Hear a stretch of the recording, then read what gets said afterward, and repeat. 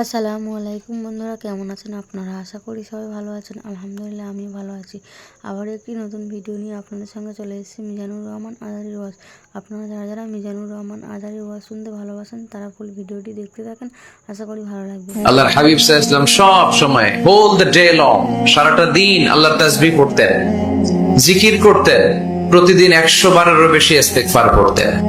ওয়াল্লাহি ইন্নী লা আস্তাগফিরুল্লাহ ওয়া আতুবু ফিল ইয়াউমি আকসার মিন 70 মাররা। আল্লাহ শপথ, প্রতিদিন আমি 70 বারেরও বেশি তাওবা আর ইস্তিগফার করি। যে নবীর কোনো গুনাহ নাই আছে?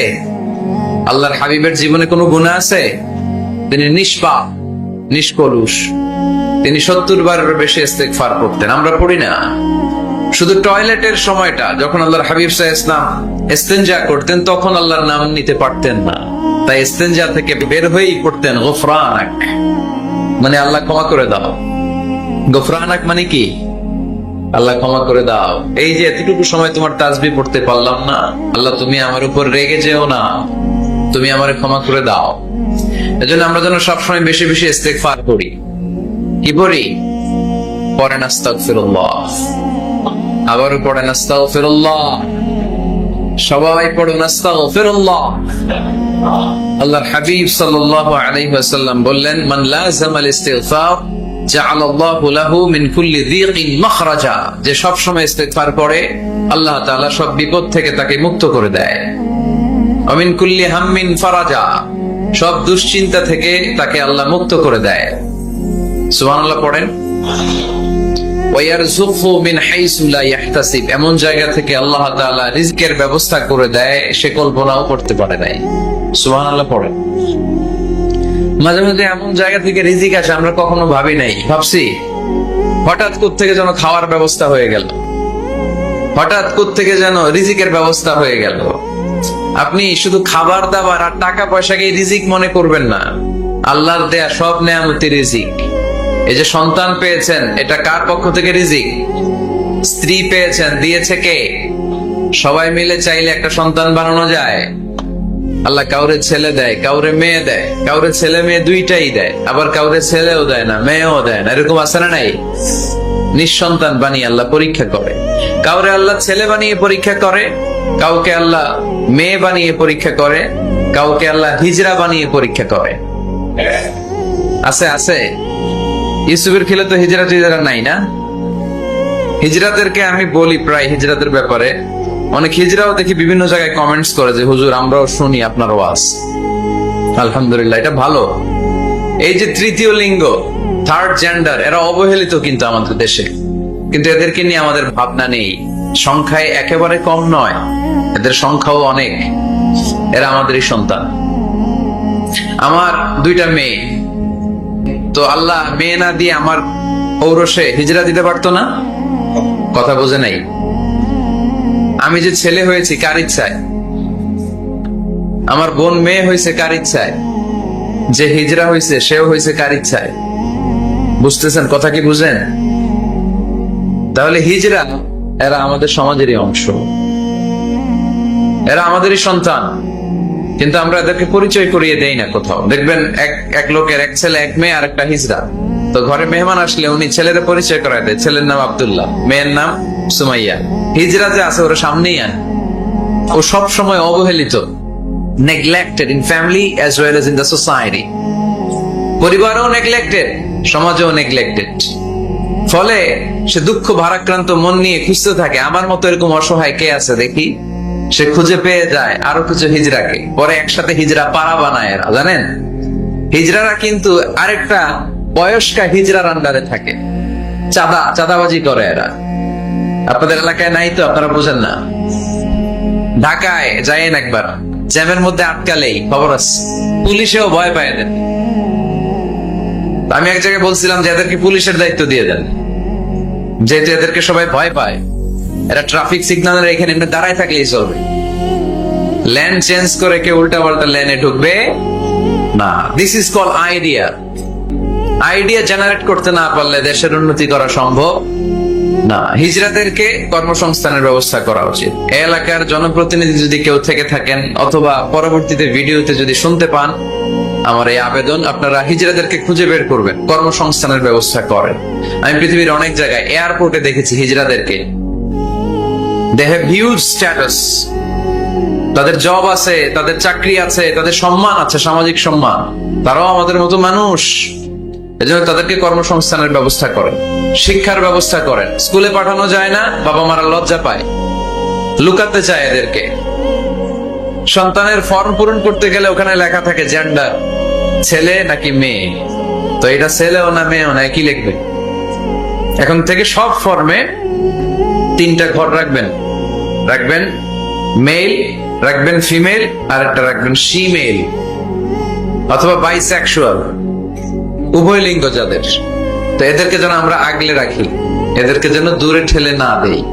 আল্লাহর হাবিব সাল্লাল্লাহু আলাইহি ওয়াসাল্লাম মানুষকে আগলে রাখতে পছন্দ করতেন, দূরে ঠেলে দিতেন না।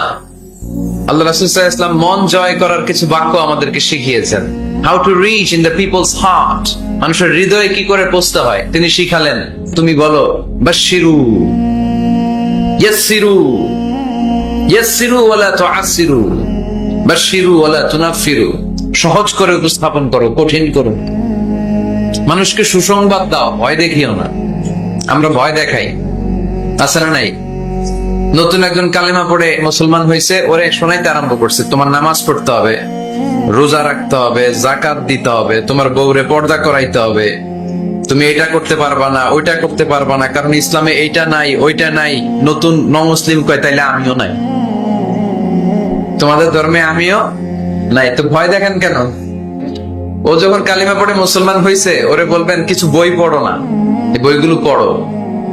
তারপর আমাদের মসজিদে আইসো মাঝে মাঝে, দেখো কিভাবে কি হয়।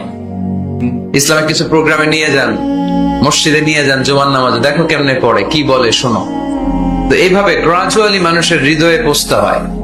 আমরা যেন মানুষকে ঐক্যবদ্ধ করতে পারি, আমরা যেন মানুষকে বিচ্ছিন্ন না করি, আমরা যেন দিনকে কঠিন ভাবে উপস্থাপন না করি।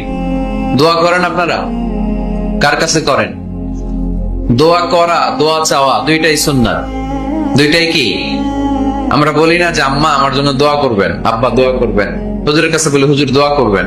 বড় ভাইকে বলি ভাই দোয়ায় আমাকে শামিল রাখবেন। বলি ইউসুফের খিলে আপনারা বলেন না বোধহয়?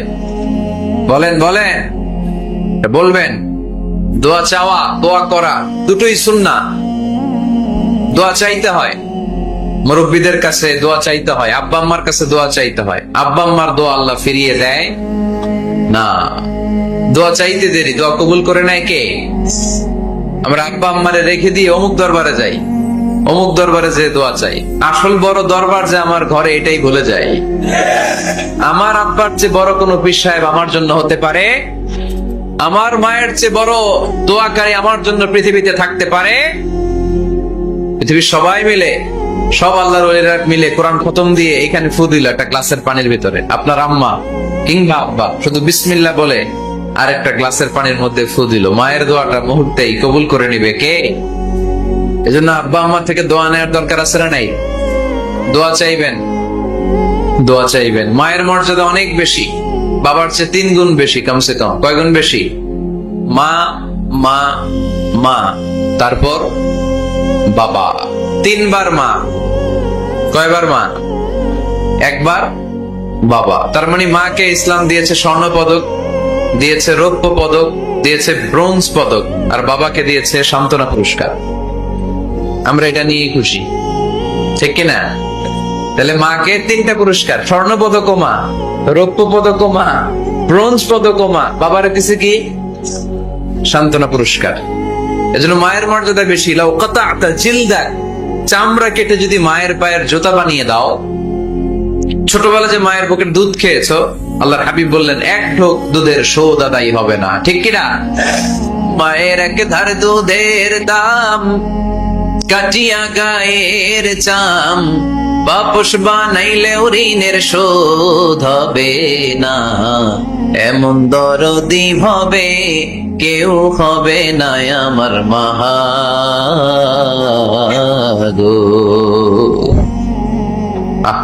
যাদের মা নাই তারা জানে মা না থাকার কি জ্বালা, যাদের বাবা নাই তারা জানে বাবা না থাকার কি জ্বালা। এখন ঘরে ঝগড়া করেন, এখন ভাল লাগে না আব্বা আম্মারে, এখন আব্বা এই ভুল ধরে, আম্মা এইটা বলে, এখন অনেক অসহ্য লাগে। তো যেদিন চলে যাবে ওই দিন বুঝতে পারবেন মাথার উপর থেকে ছাতাটা নাই হয়ে গেছে, বটবৃক্ষটা চলে গিয়েছে, আর উপদেশ দেওয়ার মতো কেউ নাই, কাছে আগলে রাখার মতো কেউ নাই। এজন্য আব্বা আম্মা থাকতে আমরা যেন আব্বা আম্মার কাছ থেকে দোয়া চাই। আব্বা আম্মার দোয়া কোনোদিন আল্লাহ তাআলা ফিরিয়ে দেয়, অনুরূপ ভাবে মুসাফিরের দোয়া আল্লাহ ফিরিয়ে দেয় না। সফরে বেরোলেই দোয়া করবেন, পারবেন? মনে থাকবে? এখান থেকে ঢাকা যান না আপনারা, আনতা মুসাফির, এখান থেকে ঢাকা গেলে আপনি মুসাফির, দোয়া করা শুরু করে দিবেন। যদি জুলুমের শিকার হন, মাজলুম, ইত্তাকু দাওয়াতাল মাজলুম, আল্লাহর হাবিব সাল্লাল্লাহু আলাইহি ওয়াসাল্লাম বললেন মাজলুমের বদদোয়াকে ভয় করো, কেননা মাজলুমের বদদোয়া আর আল্লাহর আরশের মাঝখানে আল্লাহ কোনো পর্দা রাখে না। দোয়া করতে দেরি, এই দোয়া কবুল করে নেয় কে? মাজলুমের দোয়া আল্লাহ তাআলা কবুল করে।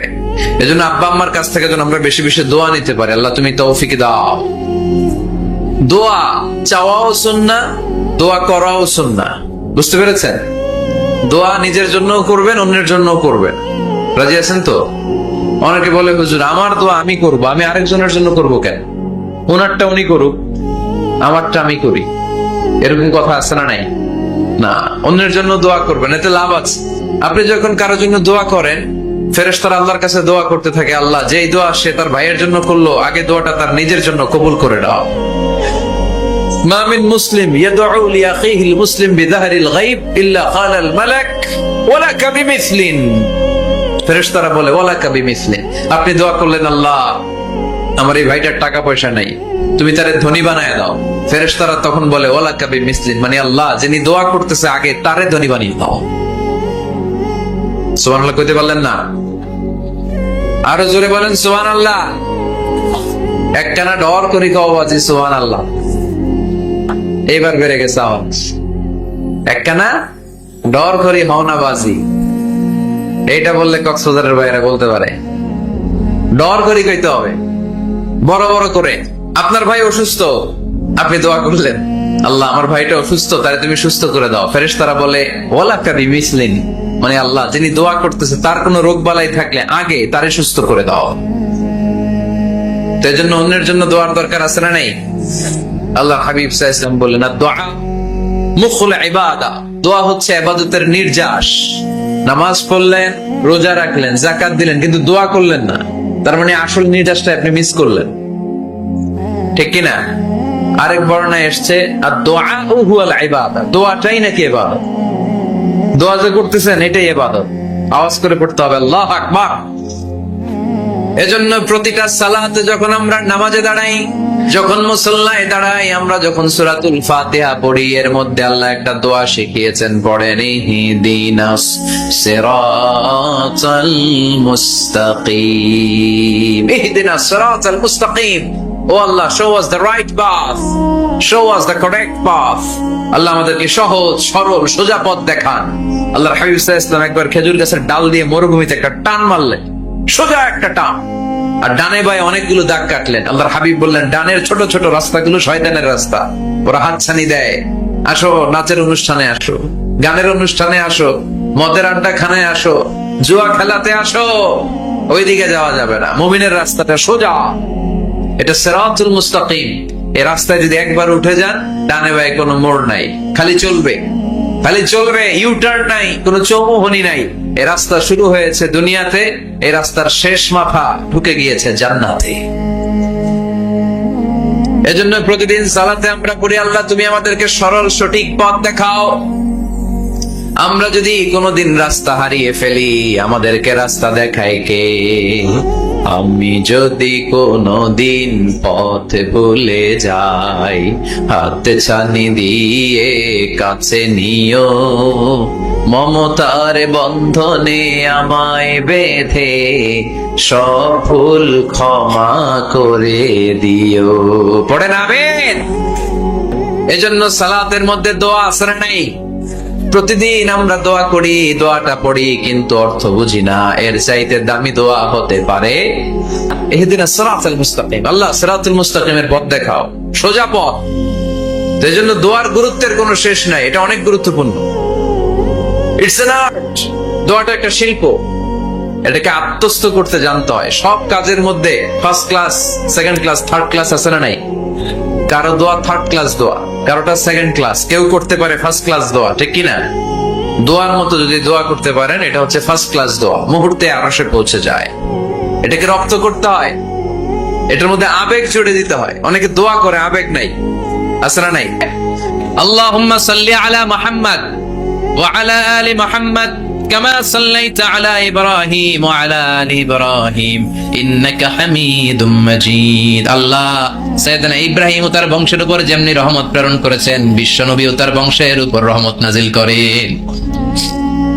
আল্লাহুম্মা বারিক আলা মুহাম্মাদ ওয়া আলা আলি মুহাম্মাদ কামা বারাকতা আলা ইব্রাহিম ওয়া আলা আলি ইব্রাহিম ইন্নাকা হামিদুম মাজিদ। ও আল্লাহ, সাইয়েদনা ইব্রাহিমের বংশের উপর এবং তার উপর যেমনি বরকত নাজিল করেছেন, বিশ্ব নবী ও তার বংশের উপর তেমনি বরকত নাজিল করে। দেখেন, দুইজনের কথাই আছে, বিশ্ব নবীর কথাও আছে, সাইয়েদনা ইব্রাহিমের কথাও আছে। এই 7টা দিক থেকে বাপ বেটার মধ্যে মিল রেখেছে কে? সুবহানাল্লাহ। কি নবী ছিলেন? খলিল বললেন আল্লাহ। এই সাইয়েদনা ইব্রাহিম আলাইহিস সালাম ওনার জীবনে যখন যেভাবে যে মুহূর্তে যেই কথাগুলো বলেছিলেন, সবগুলো কথা কোরআনে তুলে ধরেছে কে? কথা কন।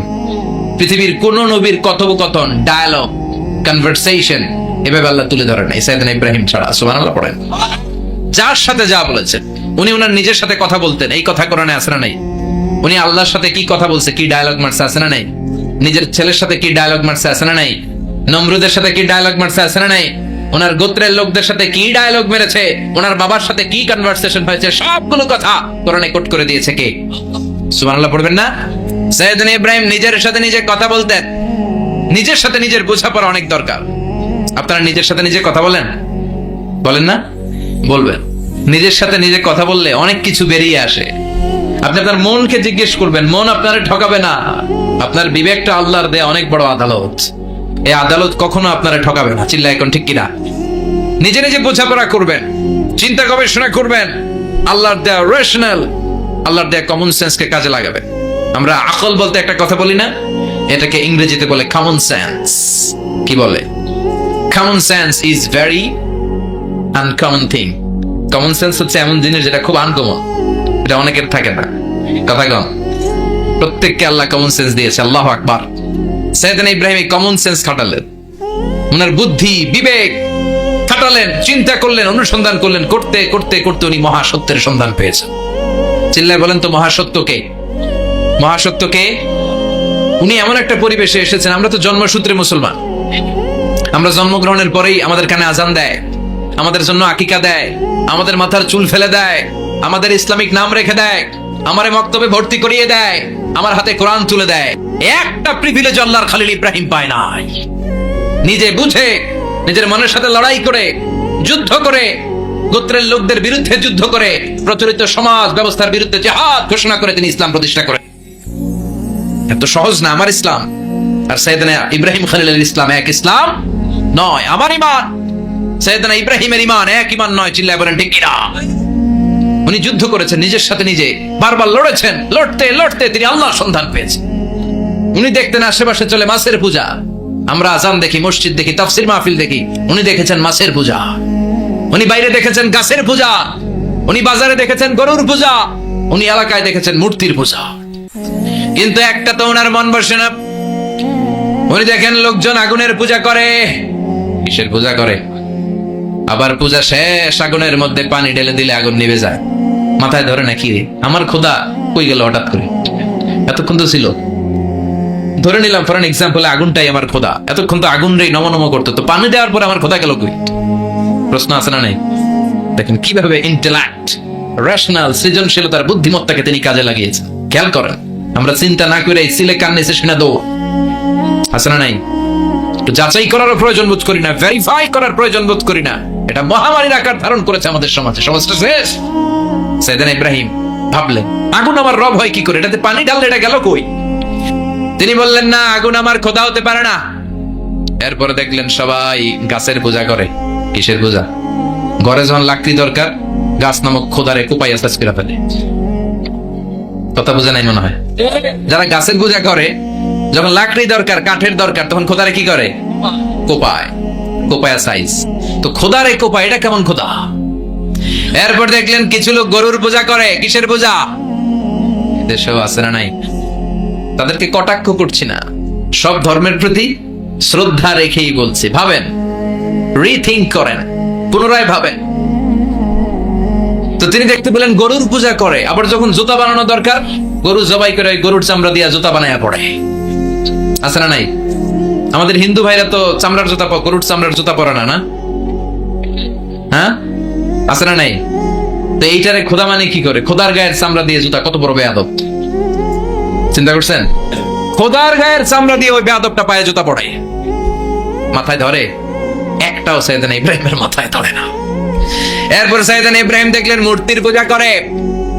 বিশাল বিশাল মূর্তিগুলোর সামনে দাঁড়িয়ে চোখের পানি ছাড়ে পড়ে। जो तो मिटाना चाहे जीवन का तृष्णा सुबह शाम बोल बंदे कृष्ण कृष्ण कृष्ण।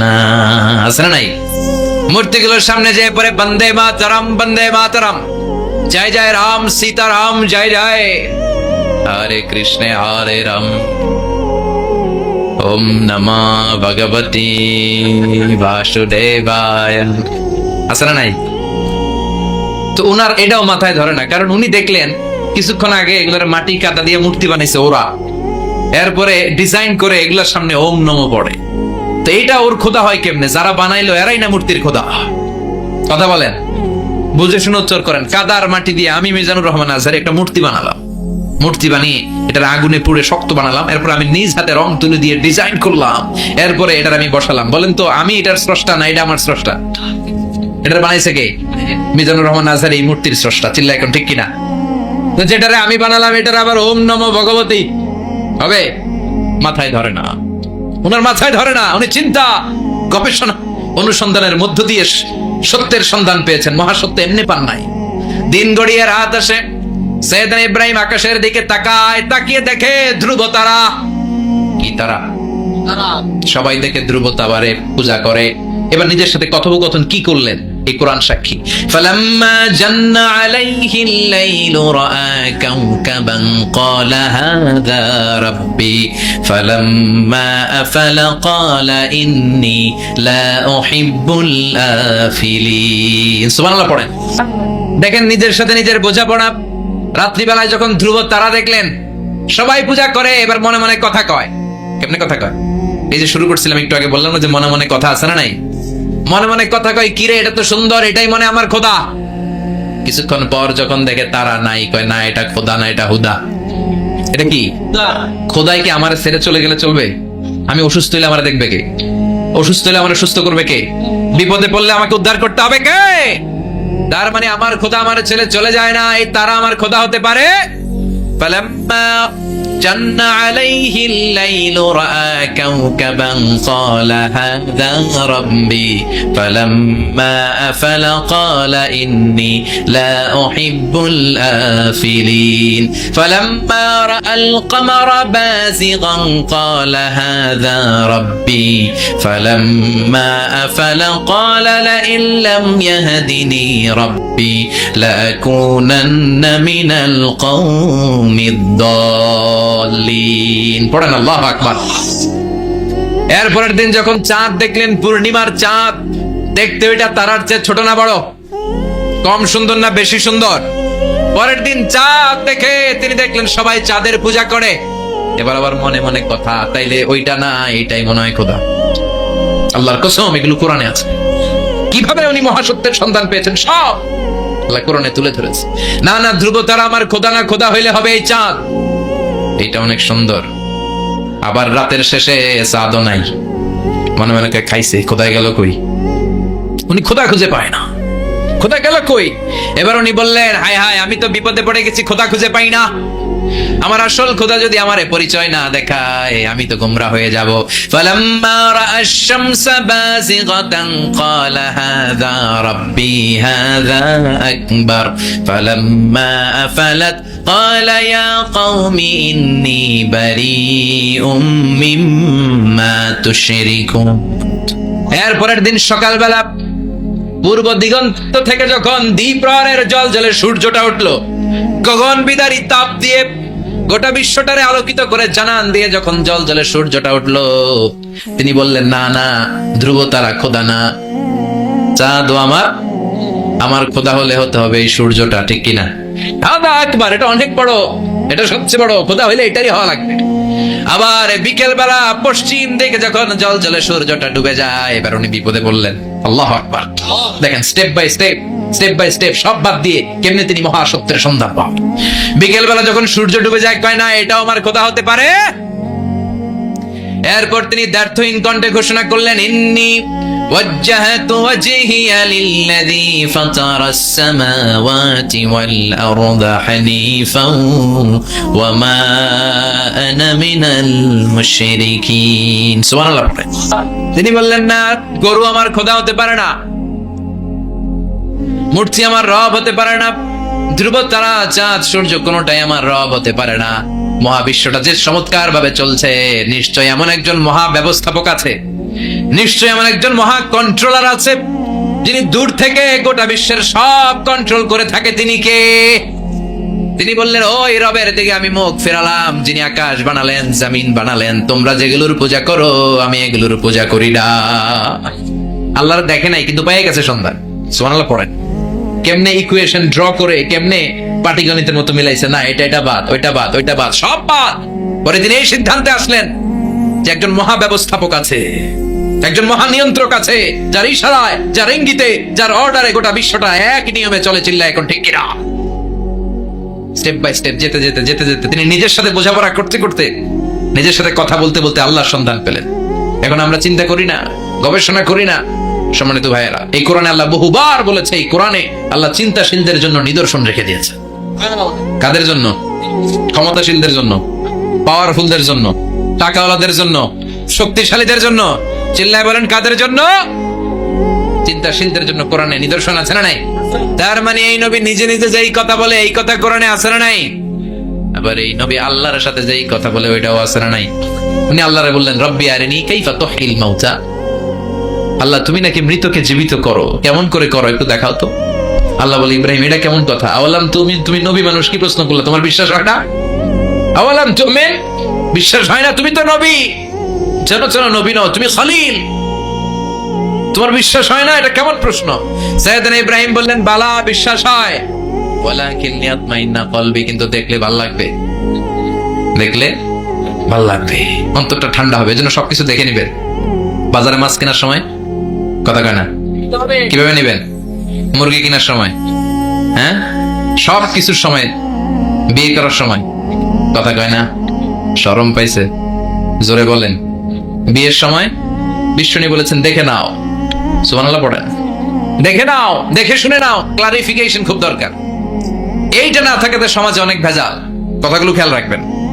রব্বি আরিনি কাইফা তুহিল মাউত। আল্লাহ, তুমি নাকি মৃতকে জীবিত করো। আল্লাহ বললেন, তোমার বিশ্বাস হয় না? সাইয়েদনা ইব্রাহিম বললেন, অবশ্যই হয়, কিন্তু দেখতে ভালো লাগে, দেখলে অন্তরটা ঠান্ডা হবে। সুবহানাল্লাহ পড়েন। এজন্য সবকিছু ক্লিয়ার হয়ে নেবেন, ক্লিয়ার কাট, সুনিশ্চিত হয়ে নেবেন, দেখে নেবেন, বুঝে নেবেন। এরকম অনেক ঘটনা ঘটে। আপনার বন্ধু 10,000 টাকা ঋণ নিয়েছে, যেদিন ঋণের টাকা ফেরত দেওয়ার কথা দিছে, বান্ডিল পকেটে ভরে নিয়েছেন, আপনি দেখে নেন নাই। ভাবছেন বন্ধু মানুষ, ঠিকই তো দিছে, ও ঠিকই দিছে। বাড়িতে যাই দেখেন ওইখানে 9,500 টাকা।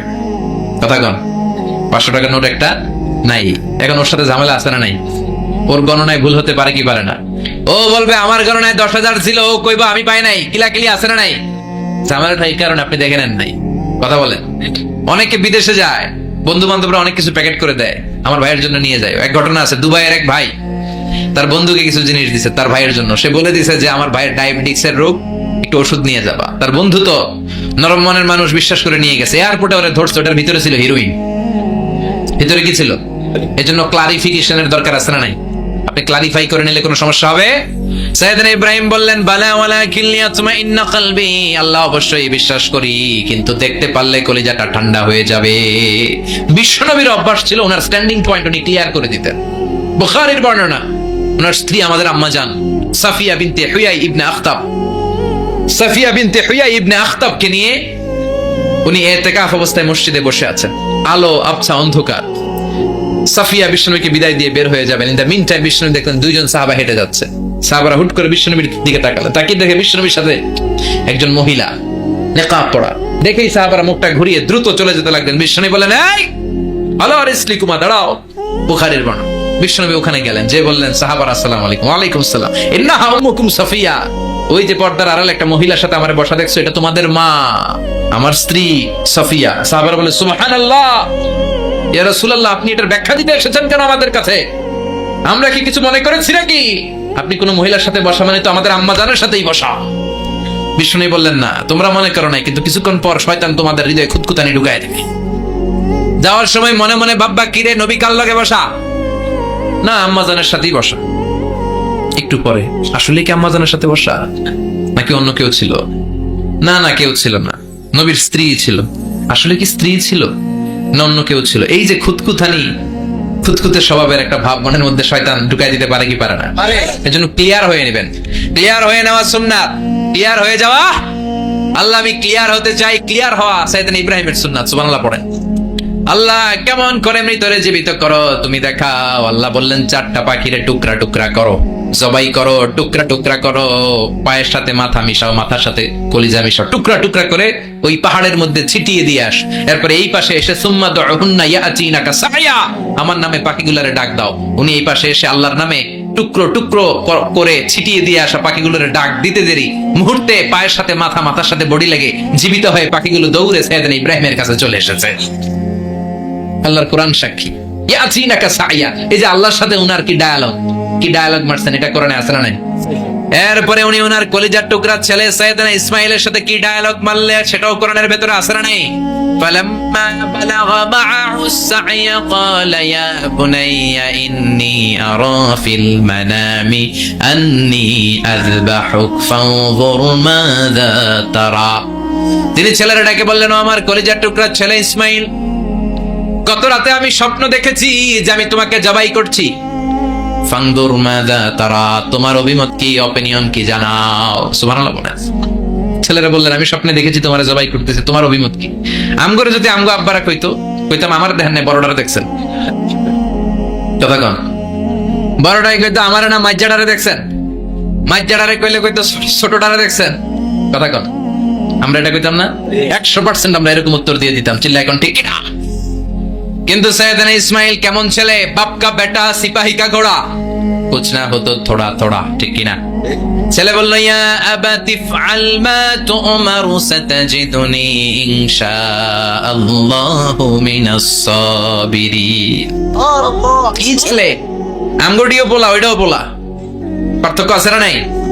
ছেলে কয়, বাবা আমি তো ডরাই না, আমি ডরাই আমনেরে লইয়া। আমনে ডরান কিনা, আপনি ভয় পেয়ে যান কিনা, ওই টেনশনে আমি আছি। আপনি যে আমার এত মায়া করেন, আপনি যে আমার এত ভালোবাসেন, আমাকে শুইয়ে দিয়ে যে জবাই করবেন, ফিনকে দিয়ে যে রক্ত ছুটবে, আপনি ভয় পেয়ে যান কিনা, ওই ভয় আমি পেয়ে যাই। আমার অন্তরে কোনো ভয় নাই। ইয়া আবাতি ফাআল মা তুমার, বাবা যেমনটা আদিষ্ট হয়েছেন ঠিক তেমন করেন। সাতাজিদুনি ইনশাআল্লাহু মিনাস সাবিরিন, ইনশাআল্লাহ আপনি আমারে ধৈর্যশীল পাবেন। এরকম ছেলে আমাদের ঘরে ঘরে থাকার দরকার আছে না নাই? তার মানে বাপ বেটা কি ডায়ালগ মারছে কোরআনে তুলে দিল কে? আবার সাইয়েদনা ইব্রাহিম এলাকার লোকদের সাথে কি কি ডায়ালগ মারলেন, সেটাও কোরআনে আছে না নাই? তিনি বললেন, মা হাযিহি তামাসিলুল্লাতী আনতুম লাহা আকিফুন। ও এলাকার লোকেরা, নিজের হাতে মূর্তি বানিয়ে মাথাটাকে নিচু করে ওম নমো ভগবতী কেন পড়ো? কেন কেন?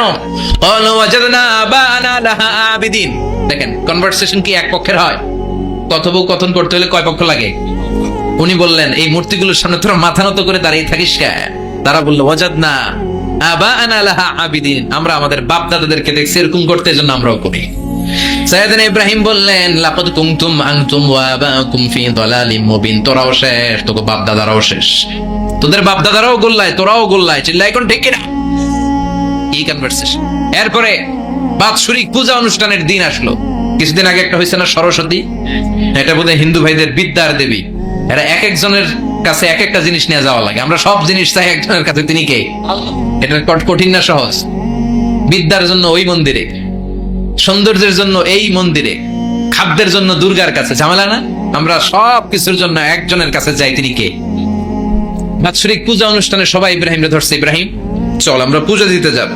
সাইয়েদনা ইব্রাহিম ফানাযারা নাযরাতান ফিন নুজুম, তাকালেন আকাশে আর বললেন, ইন্নী সাকিম, আমি যেতে পারবো না, আমি অসুস্থ। আমি কি? আসলে সুস্থ ছিলেন, তো অসুস্থ বললেন কেন? কারণ অসুস্থতা দুই ধরনের, চিল্লায় বলেন। একটা শারীরিক আর একটা সাইয়েদনা ইব্রাহিম মানসিকভাবে প্রচন্ড বিপর্যস্ত ছিলেন, অসুস্থ ছিলেন। এর কারণ গোটা উম্মাত মূর্তির পূজা করে, এই দৃশ্য দেখে কোন নবী মানসিকভাবে সুস্থ থাকতে পারে? উনি বললেন আমি অসুস্থ, তোমরা যাও। সবাই বলল ঠিক আছে আমরা যাই। ইব্রাহিম তুই আমাদের ঘরের মূর্তিগুলারে পাহারা দে। মূর্তি পাহারাদার একজন ভালো লোক পাওয়া গেছে, মূর্তি পাহারা দেওয়ার জন্য ভালো একজন পাহারাদার পাওয়া গেছে। নাম কথা কন, কথা বুঝতে কষ্ট হচ্ছে মনে হয়। মূর্তি পাহারা দেওয়ার জন্য কারে পাওয়া গেছে? সাইয়েদনা ইব্রাহিম কে ঠিক আছে আজকে পাহারা দিমু, জন্মের পাহারা, যা তোরা দিতাছি, পাহারা দিতেছি যা। এইবার সাইয়েদনা ইব্রাহিম মূর্তির ঘরে ঢুকলেন। দেখেন কি সুন্দর কথোপকথন আল্লাহ তুলে ধরলেন। আল্লাহু আকবার। মূর্তির ঘরে, দেবীর ঘরে ঢুকে উনি ঘুরে ঘুরে তাকায়, দেখে একটা এমনি হাত আর একটা ব্যাগ করে 14-15টা হাত নিয়ে তাকায় আছে। উনি সবগুলার সামনে এভাবে তাকায় আছে, দেখে এক একটা চেহারা, একটা হাতির গণেশ স্টাইলের, আর একটা এরকম, আর একটা নারীর, আর একটা বাঘের, আর একটা তলোয়ার নিয়ে আইতাছি কোপায় ফেলাবো, আছে না নাই? সবগুলোর সামনে যায়, যে যে দেখে আর অবাক হয় কত ধরনের খোদার কাছে এরা কত কিছু চায়। আর যে দেখে প্রত্যেকটার সামনে ডেজার্টস আইটেম, মিষ্টান্ন, এক একটার সামনে রসমলাই, এক একটার সামনে কালো জাম, লাল জাম, রসগোল্লা, চামচাম, দুধ মালাই, মালাই চপ, আছে না নাই? জিব্বায় পানি চলে আসছে নাকি? তো সাইয়েদনা ইব্রাহিম অবাক, কিরে এত মূর্তি, এত ডিজাইন, এত ভাবে এরা অঙ্গভঙ্গি করে আছে, এত খাবার দেয়া, খায় না কেন? সাইয়েদনা ইব্রাহিম ভাবলেন মনে হয় নাগাল পাই না, আমি একটু তুইলা ধরি। উনি রসমালাইয়ের বাটিটা নিয়ে যেটা হা করে আছে ওইটার সামনে যায়, কয় খা। কি কয়? বানাই কইতেছি মনে হয়। ফারাগা ইলা আলিহাতিম, মূর্তিগুলোর কাছে গেলেন। ফাকালা আলা তাকুলুন, খাবি না? খাবি না ডারে আমি কিছু খা, কোরআন থেকে বলছে, ঠিক কি না? উনি ভাবলেন ওরা হয়তো খেতে পারে না, নাগাল পাচ্ছে না, কিংবা আমারে দেখে লজ্জা পাচ্ছে। নিচ থেকে রসমালাইয়ের বাটি তুলে ধরলেন, উনি বললেন খা। আর ওগুলা কয় হা হা করে রয়েছে, নড়েও না চড়েও না। উনি মুখের সামনে তুলে ধরে বললেন আলা তাকুলুন, খা। সবগুলার সামনে গেলেন, খা খা। কেউ খায় না, ওগুলো হা করে আছে। সাইয়েদনা ইব্রাহিম বললেন খা। কেউ কথা কয় না। উনি বললেন খাবি না কেন? তাইলে কথা ক। এই যে কষ্ট করে উড়াইলি, মুখের সামনে দিলাম, খাবি না কেন? কথা বল। আলা তাকুলু, খাবি না কেন? কথা বল। মালাকুম লা তাতাকাল্লামুন, খাবি না কেন? মালাকুম লা তানতিকুন, হয় খা নয় কথা ক। বলতেই লাগলেন খা খা। প্রত্যেকটা মূর্তির সামনে গেলেন, খা। ওগুলা করে আছে হা, কোনো কথা কয় না। কয় কেন খাবি না? তাহলে কথা ক। খায়ও না, কথাও কয় না। আপনার ছেলে বায়না ধরছে আব্বা চানাচুর খাম। কি খাম? চানাচুর কিনে দিলেন, এই নে চানাচুর। এখন চানাচুর খায় না। কিরে বাপ খাবি না কেন? কথাও কয় না। খায়ও না, কথাও কয় না। এখন বাকি আছে কোনটা? কথা কর। ফারাগা আলাইহিম দারবাম বিল ইয়ামিন, ডান হাতে কোপানো শুরু করলেন। ইচ্ছা মতো ঘুষি কিল মারতে মারতে মূর্তিগুলার সাইজ। ফারাগা আলাইহিম দারবাম বিল ইয়ামিন, এক একটা নবীর হাতে জান্নাতি শক্তি দিয়েছে কে? খা নাইলে কথা ক। খায় না, কথাও কয় না, বাকি আছে। মায়ের মারতে শুরু করলেন। মারতে মারতে সব শেষ। তারপরে খুঁজে পেলেন একটা কুড়াল। কি পাইলেন?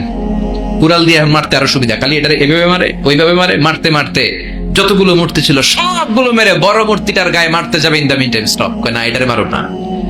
ফাজআলাহুম জুযাদান, সবগুলোর টুকরা টুকরা। ইল্লা কাবীর আল্লাহুম, বড়টা ছাড়া। ওইটারে রেখে দিলেন।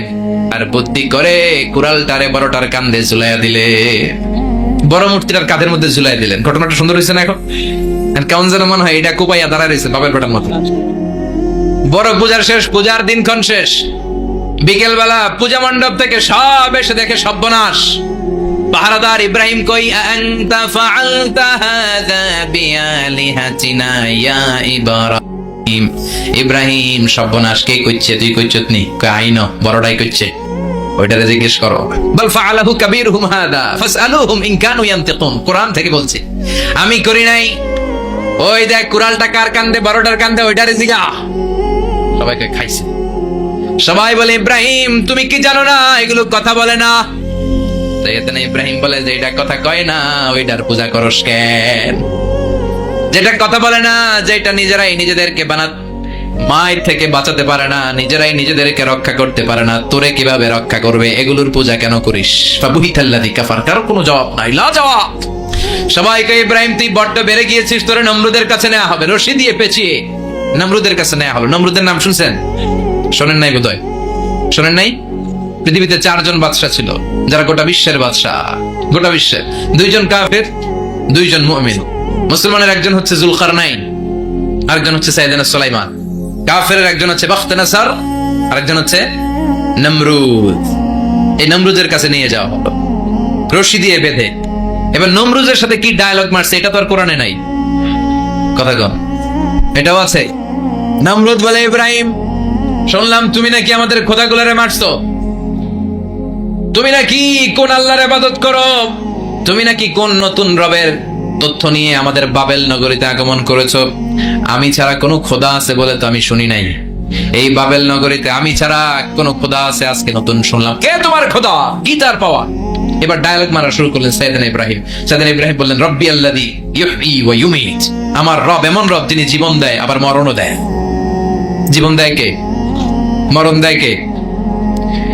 নমরুদ বলে, তাই তোমার আল্লাহ জীবন দেয় মরণ দেয়? আনা উহয়ী ওয়া উমীত। এবার নমরুদ ডায়ালগ মারতেছে, খালি ডায়ালগ, আনা উহয়ী ওয়া উমীত, আমিও তো জীবন দেই, আমিও তো মরণ দেই। সাইয়েদনা ইব্রাহিম বললেন, তুমিও যদি আমার আল্লাহর মতো জীবন দাও মরণ দাও তাইলে দেখাও। নমরুদ জেলখানা থেকে 2 জন ফাঁসির আসামিকে ধরে আনলো। ধরে এনে একটা ধারালো ছুরি নিয়ে প্রথম আসামির পেটের ভিতরে ধার করে ছুরিটা ভরে দিয়েছে। ফিনকি দিয়ে রক্ত ছুটলো, লোকটা ছটফট ছটফট ছটফট করতে করতে দুনিয়া থেকে বিদায়। এবার পেট থেকে ছুরিটা বের করে দ্বিতীয় আসামির পেটের মধ্যে ঢুকাতে যাবে ধা করে। In the main time stop, ঢুকায় নাই, পেটে ঢুকাইতে যেও ঢুকায় নাই। ইব্রাহিম এই যে দেখো, তোমার সামনে প্রথম লোকটারে আমি জীবন মৃত্যু দিলাম, আর এটার মৃত্যুর পথ থেকে বাঁচাই এটারে আমি জীবন দিলাম। প্রথমটারে দিলাম জীবন, পরেরটারে দিলাম, প্রথমটারে দিলাম মরণ, পরেরটারে দিলাম জীবন। তোমার রব যে যেরকম করে জীবন দেয় আর মৃত্যু দেয়, আমিও জীবন দেই আমিও মৃত্যু দেই। চিল্লায় পড়ে নাউযুবিল্লাহ। সাইয়েদনা ইব্রাহিম বিপদে পড়ে গেলেন। তাই তো, আসলেই তো প্রথম লোকটারে মৃত্যু দিল, তাই নাই? কথা কন, ছুরি মেরে রক্ত বের করে ওর মৃত্যু দেয় নাই। পরের লোকটারও একই ভাবে মৃত্যু দিতে যে সেখান থেকে বাঁচিয়ে জীবন দিল। ভেজাল আছে না নাই? এবার সাইয়েদনা ইব্রাহিম বলে, ফাইন্নাল্লাহ ইয়াতি বিশ-শামসি মিনাল মাশরিকি ফাআতি বিহা মিনাল মাগরিবি ফাবুহিতাল্লাযী কাফার। সাইয়েদনা ইব্রাহিম বললেন, বুঝলাম তুমি আমার আল্লাহর মতো জীবন দাও, বুঝলাম তুমি আমার আল্লাহর মতো মরণ দাও, কিন্তু নমরুদ খেয়াল করে শোনো, আমার আল্লাহ প্রতিদিন সকাল বেলায় পূব আকাশ থেকে জল জলে সূর্যটা উঠায়। তোমার যদি এরকম কোন ক্ষমতা থাকে, তুমি আগামীকাল সকাল থেকে পূর্ব দিক থেকে সূর্য না উঠিয়ে পশ্চিম দিক থেকে সূর্যটা উঠাও। ফাবুহিতাল্লাযী কাফার। এবার ধরা গেছে, এবার জায়গার মধ্যে ধরা, একেবারে স্টপ, লা জবাব। নমরুদের মুখে কোনো জবাব নাই। এবার নমরুদের মেজাজ নরম নাকি গরম? কথা কন। গরম মেজাজ নিয়ে কয়, হাররিকু, এটারে আগুনে জ্বালা, এটারে আগুনে ফেল। নমরুদ বুঝে নাই যে আগুনের মালিক কে। বিশাল আগুনের কুণ্ডলি পাকিয়ে সাইয়েদনা ইব্রাহিমকে আগুনের মধ্যে ফেলে দেয়া হলো। হাতের মধ্যে রশি, পায়ের মধ্যে রশি, সারা দেহের মধ্যে রশি পেঁচিয়ে আগুনের কুণ্ডলিতে ফেলে দেয়া হলো। মুহূর্তের মধ্যে আগুনের প্রজ্বলন শক্তি ওই রশিগুলোকে জ্বালিয়ে পুড়িয়ে ছারখার করে দেয়, কিন্তু সাইয়েদনা ইব্রাহিমের দেহের একটা পশমও জ্বালায় না। যে রশি দিয়ে টাইট করে পাচ্ছে, ওনার দেহের সাথে লাগানো টাচ করা রশি, ওই রশি জ্বলে যায়, কিন্তু সাইয়েদনা ইব্রাহিমের পশম জ্বলে না। চিল্লায় পড়েন আল্লাহু আকবার। আজও যদি তোমাদের মাঝে কেউ ইব্রাহিমের মতো ঈমান আনিতে পারো, অগ্নিকেও পুষ্প বলে পরিণত করিতে পারো। ঠিক না? মুসার মতো ঈমান হলে রাস্তা হবে সাগর জলে, ইউসুফের মতো ঈমান হলে একে একে দরজা খোলে। সাইয়েদনা ইব্রাহিমের মতো ঈমান যদি আজও থাকে বিদ্যমান, অগ্নিকুণ্ডে দেখতে পাবে খুবসুরতে ফুলবাগান। ঠিক, ওই ঈমানটা দরকার। ওই ঈমান যদি ঈমানের মতো হয়, আগুনের কুণ্ডলকে ফুলবাগান বানিয়ে দিবে কে? ভিডিওটি ভালো লাগলে একটি লাইক, কমেন্ট ও শেয়ার করে পাশে থাকবেন বন্ধুরা। যারা যারা শেষ পর্যন্ত ভিডিওটি দেখেছেন তাদের জন্য অনেক অনেক ভালোবাসা থাকলো বন্ধুরা। আর নতুন নতুন ভিডিও পেতে চ্যানেলটিকে সাবস্ক্রাইব করে পাশে থাকবেন বন্ধুরা। ভালো থাকবেন, ধন্যবাদ।